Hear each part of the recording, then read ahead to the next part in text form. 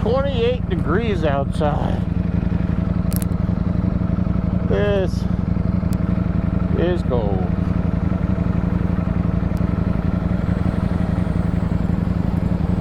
Whew, look at that. Ice on everything.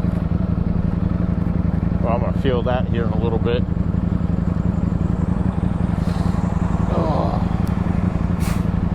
Oh, it's a Thursday morning.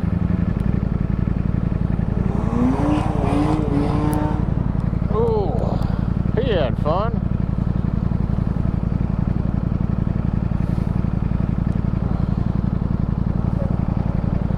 That'll make some good footage. Oh boy! Alright, let's see. Oh, there we go.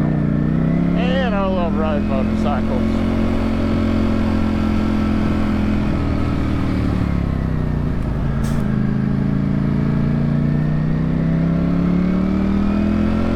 And then there's this. Woo-hoo. Go easy on the throttle.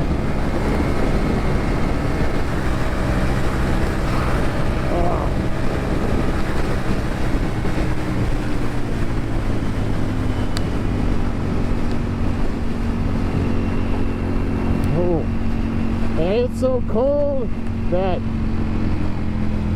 my visor is freezing on the inside.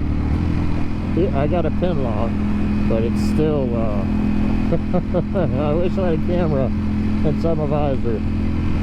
This is nuts. This isn't the coldest weather I've ridden in, but 28 degrees is 28 degrees. It's cold.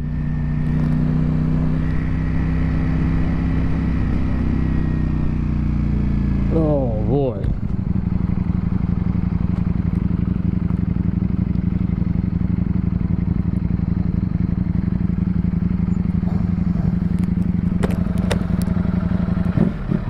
Well, it says it's gone up to 30.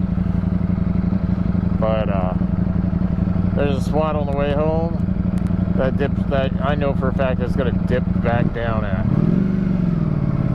Alright, come on, people. Oh, that's interesting. Look at that. Think he wired it wrong?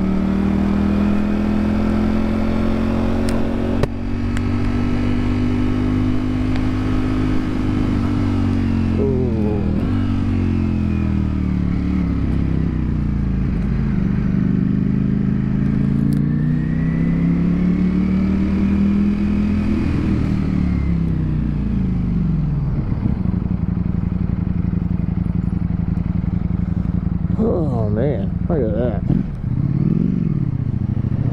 Oh, where you going, buddy? Just gonna cross the street. Woo! Yep, there goes the fingertips.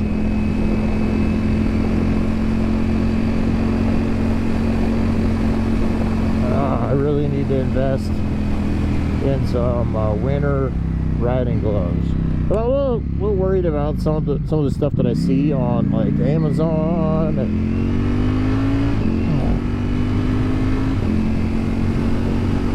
like the ones that are heated. Those ones seem kind of cool, but I'm worried about the protection that they would give if you were to go down. But I mean, I'm the crazy one riding in freezing temperatures in a state that rains as frequently as it does. So, but I have my reservations. I'll give them a try.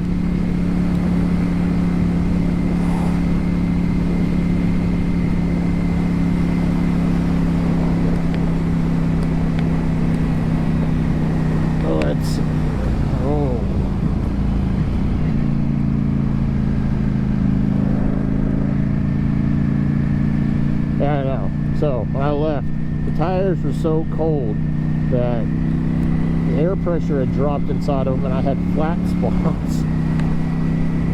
until they warmed up. Now it's rolling smooth. It only took a couple minutes, but yeah. A little chilly outside.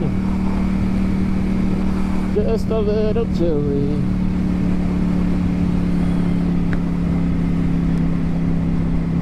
I made sure though I've got multiple layers on underneath my ride gear, which is winter gear with a thermal lining by Alpine Stars. But under that I got a jacket, I got a vest, a work shirt, and then I've got an Under Armour shirt. So I am nice and warm. And thank you, Mini Cooper.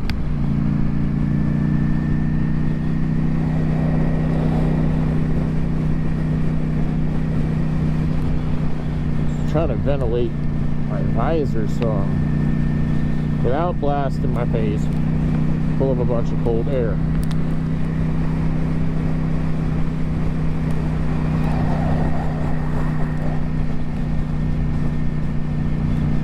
I've always found Mini Coopers to be kind of quirky and cool.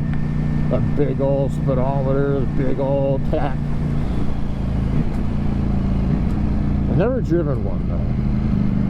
I've thought about it, but never drove one. I had a chance to, but I was about to waste the salesman's time when I found out, when I was looking around the car, and noticed that there was rust on the hinges. Like, the stainless steel part of the hinge that wasn't painted, that had rust on it. I asked him, so where is this car from? He goes, oh, I can look that up. And he pulls it up and tells me Detroit, Michigan. I was like, oh, that explains it. I popped the hood. Everything was rusted underneath the hood. All the metal parts that were not painted were rusted. Like, the heat shield for the turbo had holes in it. Every bolt had rust on it. I'm like, yeah, I'm not interested. Like, jeez. How can you go buy a car for your dealership and not put into consideration that if it's from the East Coast, if it had been rust treated, like treated, that it was going to be bad? Like, dear God, have some pride in what you do and what you're selling, and don't just try to sell people junk, overpriced junk. I mean, I think he wanted like market value for this car, but anyways,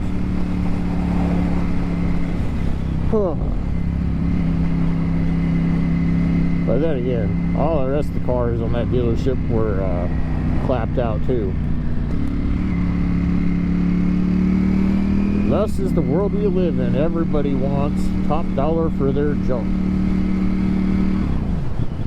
And somebody who's not informed or knowledgeable is going to buy it. And then have a bad impression of that vehicle.